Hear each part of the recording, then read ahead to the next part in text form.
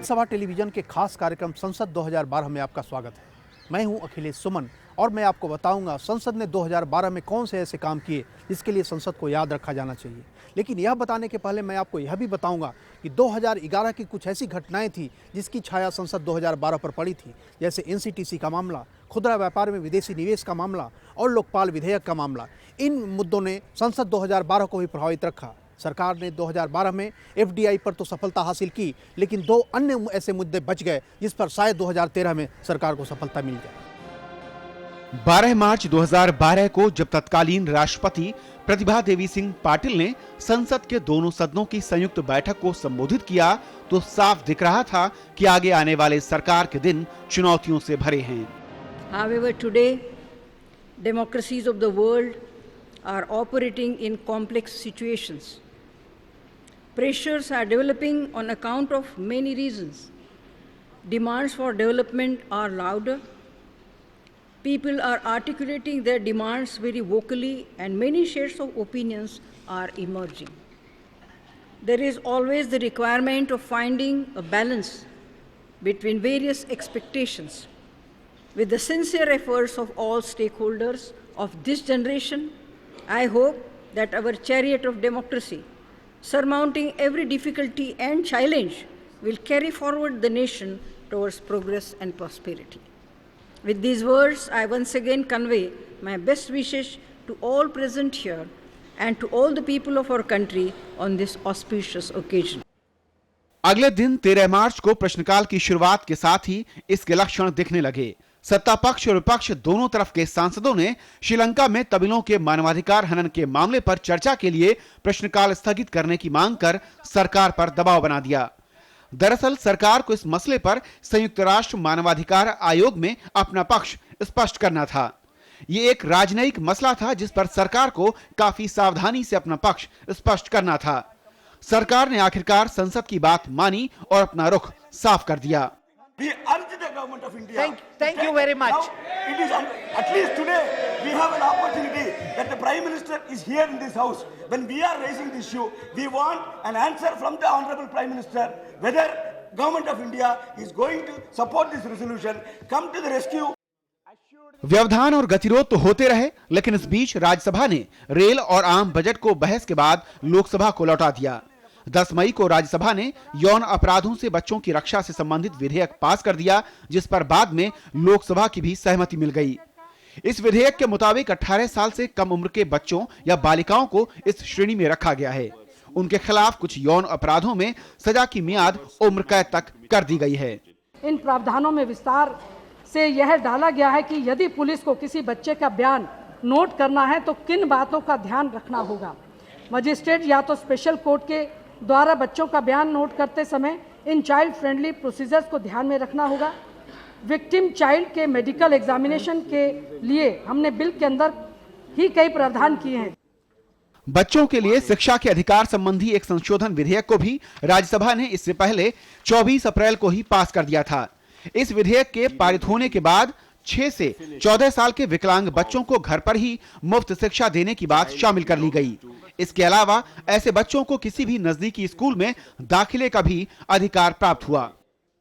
Beg to move that the bill to amend the Right of Children to Free and Compulsory Education Act 2009 be taken into consideration, or to clarify the definition of children suffering from of disadvantaged children, because certain children who were suffering from certain disabilities were not incorporated in the definition clause.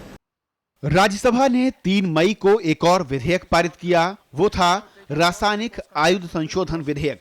पिछले 2 सालों से लंबित इस विधेयक में ऐसे रसायनों पर नियंत्रण का प्रावधान है जो बड़े पैमाने पर लोगों को क्षति पहुंचा सकते हैं।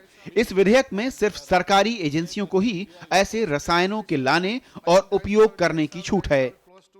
In this bill, this is a bill amending the original act.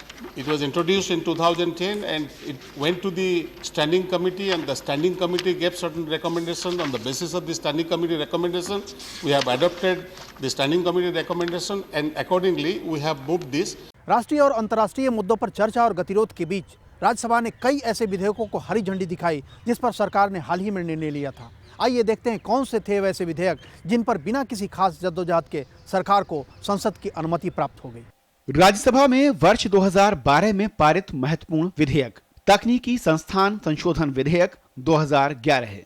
राष्ट्रीय तकनीकी संस्थान संशोधन विधेयक 2010, केंद्रीय शिक्षा संस्थानों में प्रवेश में आरक्षण संबंधी विधेयक 2010, रानी लक्ष्मीबाई केंद्रीय विश्वविद्यालय विधेयक 2012 है।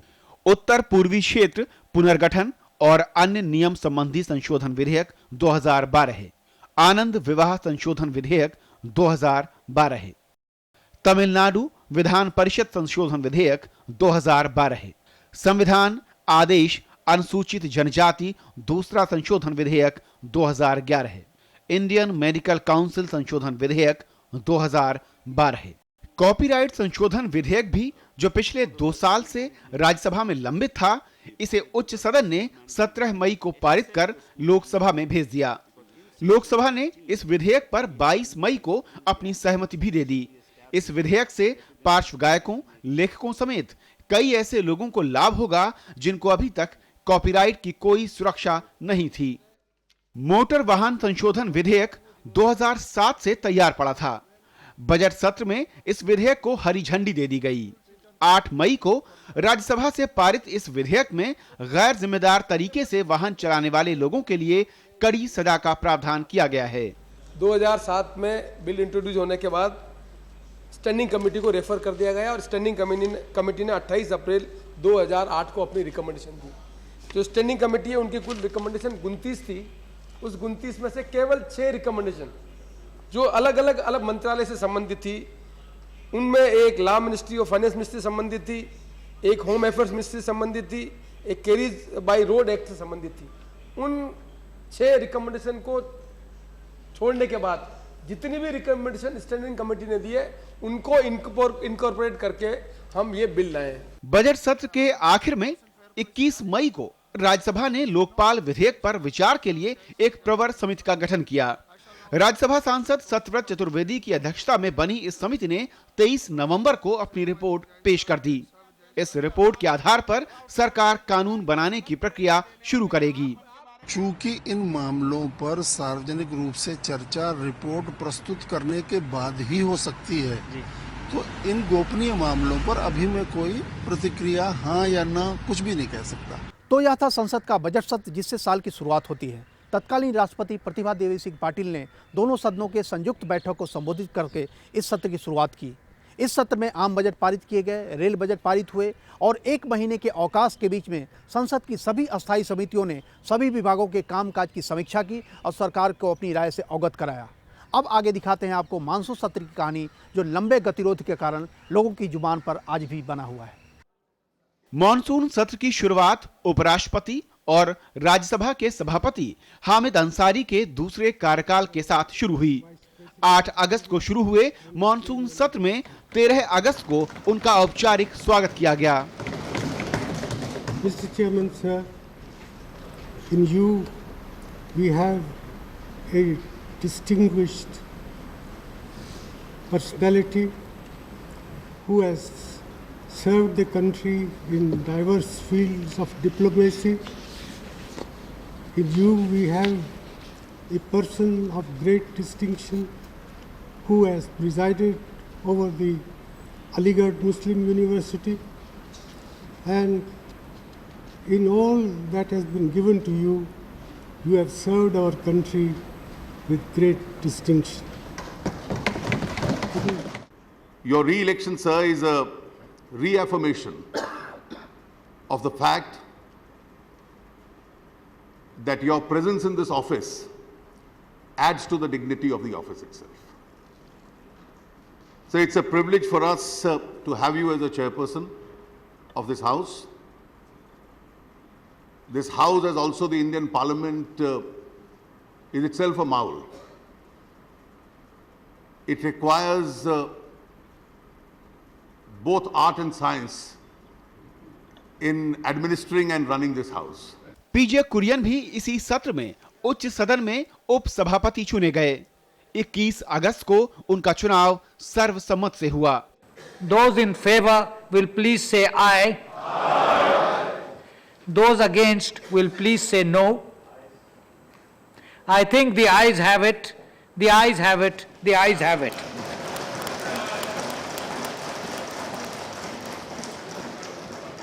I declare that Professor P.G. Kurian has been chosen as the Deputy Chairman of the Rajya Sabha. Monsoon सत्र दरअसल कोयला खदान के आवंटन पर सीएजी की रिपोर्ट पर गतिरोध के चलते लगातार बाधित रहा। विपक्ष इस मसले पर प्रधानमंत्री के इस्तीफे की मांग पर अड़ा रहा, जबकि सत्ता पक्ष का कहना था कि इस मसले पर जांच की कार्रवाई शुरू की जा चुकी है। 2010 में 2G मामले पर गतिरोध के बाद यह पहला ऐसा मौका था जब सदन की कार्रवाई कुछ औपचारिकताओं के अलावा नहीं पूरी की जा सकी। लोकसभा में भी कोई खास काम नहीं हुआ। अगर मॉनसून सत्र की बात करें तो इस सत्र में 399 तारांकित प्रश्नों के जवाब दिए जाने थे, लेकिन सिर्फ 11 के जवाब देने का मौका मिला। 19 दिनों के इस सत्र में मात्र एक दिन प्रश्नकाल चल पाया। महंगाई, सूखे और बारिश के चलते अकाल की स्थिति तथा खाद्य संकट पर अलग अलग अल्पकालिक चर्चाएं होनी थीं, लेकिन वो नहीं हो पाईं। 8 अल्प सूचना के सवाल पर भी जवाब नहीं हो पाए। राष्ट्रीय महत्व के 4 ध्यानाकर्षण प्रस्ताव और आधे घंटे अवधि की 3 चर्चाएं भी संपन्न नहीं हो सकीं। गतिरोध के चलते सदन 62 घंटे अपना नियमित काम नहीं निपटा पाई। हमारे साथ हैं वीके अग्निहोत्री। 5 साल तक राज्यसभा के महासचिव रहे और राज्यसभा की गतिविधियों, कार्रवाइयों और अंदर जो भी बातें होती हैं उसके गवाह रहे। अग्निहोत्री जी से हम पूछते हैं कि 2012 साल को इन्होंने काफ़ी करीब से देखा, इसी समय इन्होंने अवकाश भी लिया। ये 2012 साल को संसद के हिसाब से कैसा मानते हैं? इस 2012 को मैं कहूँगा कि ये चेंज ऑफ गार्ड का ईयर था, जिसमें कि राष्ट्रपति का इलेक्शन हुआ, उपराष्ट्रपति और अध्यक्ष राज्यसभा के उनका इलेक्शन हुआ।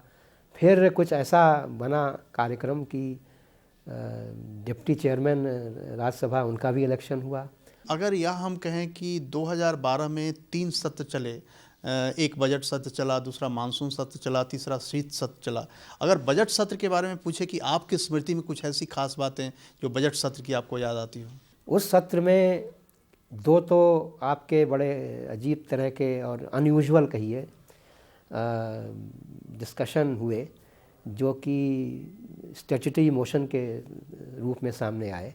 और ये आपके वामपंथी जो हैं सांसद, उन्होंने नोटिस दिया कि एक तो right to information technology rules के तहत उन्होंने दिया, और दूसरा ये एयरपोर्ट्स अथॉरिटी के रूल हैं, उनके भी संदर्भ में उन्होंने एक नोटिस दिया कि उसमें वो परिवर्तन चाहते हैं और उसमें वो कुछ अमेंडमेंट या रिपीलिंग भी चाहते हैं। तो ये चीज़ जो है वो अक्सर होती नहीं। काफ़ी रोचक मानसून सत्र रहा इस साल का। तो मानसून सत्र को आपने कैसा समझा, कैसा देखा?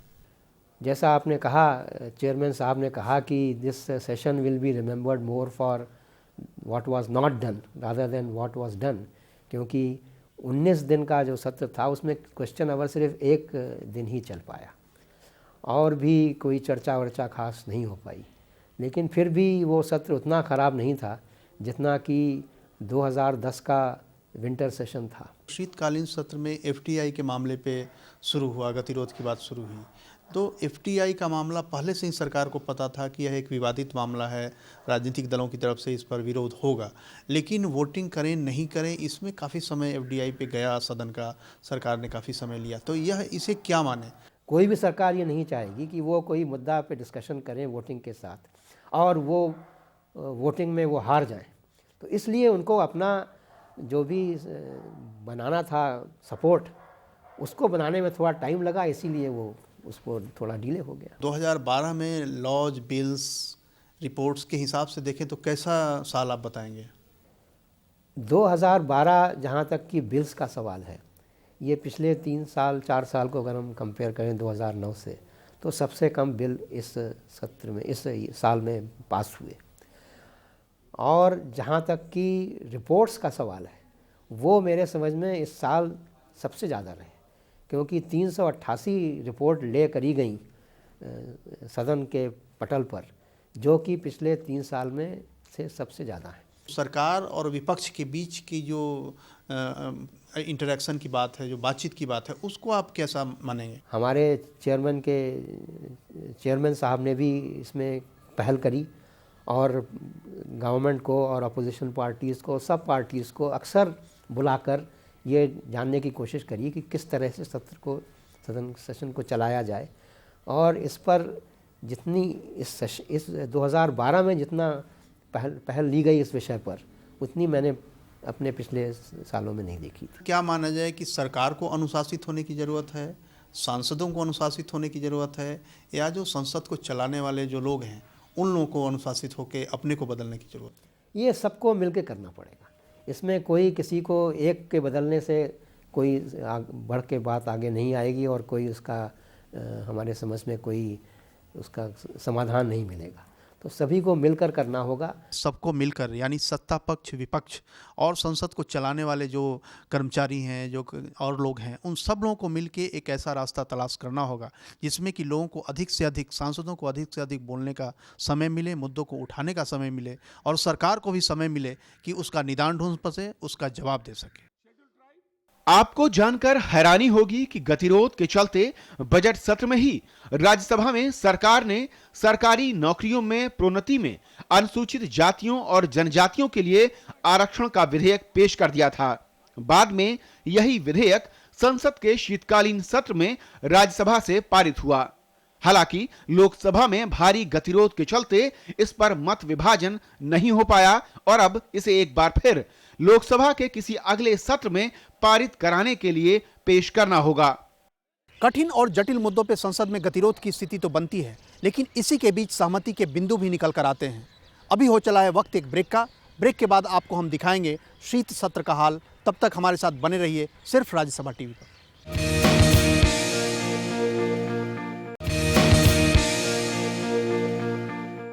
ब्रेक के बाद एक बार फिर आपका स्वागत। आप देख रहे हैं राज्यसभा टीवी का खास कार्यक्रम संसद 2012। मानसून सत्र भले ही सरकार के लिए काफ़ी कठिन रहा हो, गतिरोध से पूरा रहा हो, लेकिन शीत सत्र भी सरकार के लिए बहुत आसान नहीं रहा। लेकिन इस बीच लगता है सरकार ने निर्णय ले लिया था कि खुदरा व्यापार में विदेशी निवेश के फैसले को लागू कराना है। विपक्ष इसके लिए तैयार नहीं थी। विपक्ष ने इसके खिलाफ प्रस्ताव लाया, सरकार इसके लिए राजी नहीं थी और अंततः मत विभाजन में सरकार को जीत हासिल हुई, यानी विपक्ष का प्रस्ताव खारिज हो गया। मतलब यह कि प्रत्यक्ष विदेशी निवेश खुदरा व्यापार में देश भर में लागू होगा।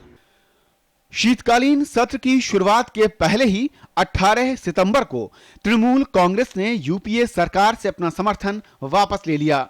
22 नवंबर से 20 दिसंबर तक चले संसद के इस सत्र की शुरुआत में ही तृणमूल कांग्रेस ने अविश्वास प्रस्ताव का नोटिस दिया, लेकिन अपेक्षित 54 सांसदों के इस पक्ष में न होने के चलते मत विभाजन की नौबत नहीं आई।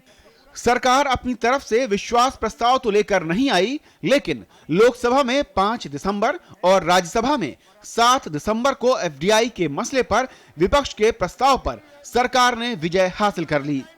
देश में तमाम उन लोगों से, जिसमें राज्य सरकारें शामिल थी, जिसमें किसानों के संगठन शामिल थे, उपभोक्ताओं के संगठन शामिल थे, चर्चा की।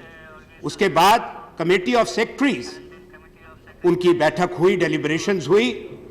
4 महीने के बाद पूरी इंटर मिनिस्ट्रियल कंसल्टेशन पिछली जुलाई में जो सिफारिश आई, उसके बाद सरकार ने फैसला किया।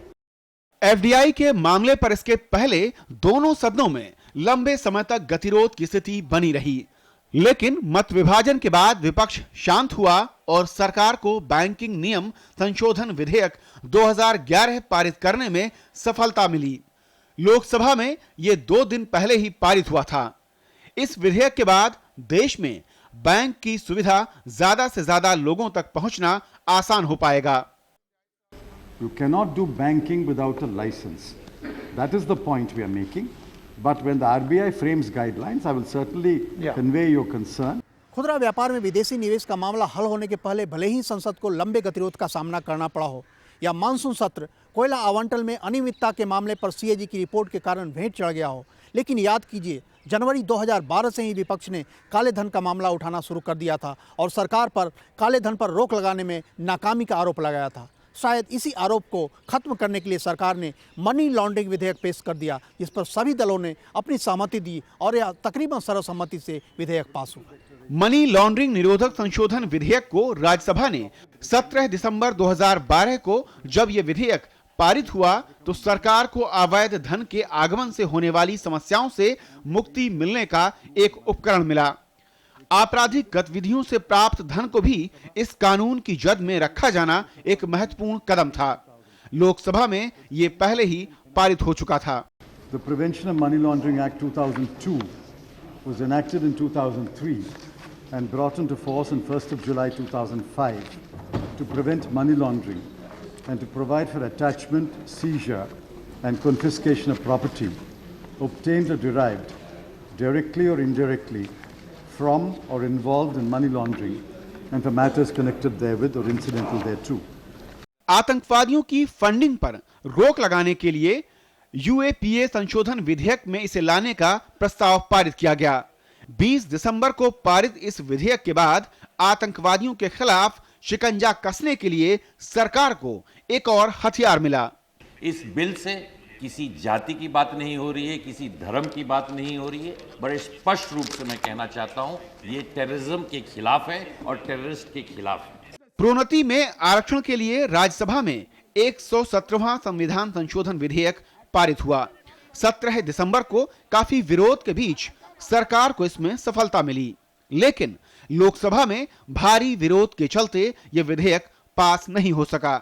I would like to request the state governments concerned, more and more officers from scheduled caste, scheduled tribe and OBC have to be drafted to the central government services so that on deputation if they come, they will also get an opportunity for the purpose of getting their due share according to the criteria that has been fixed by the government. उत्तर पूर्वी इलाकों के पुनर्गठन संबंधी संशोधन विधेयक का पारित होना उस इलाके के प्रशासनिक पुनर्गठन के लिए काफी जरूरी था।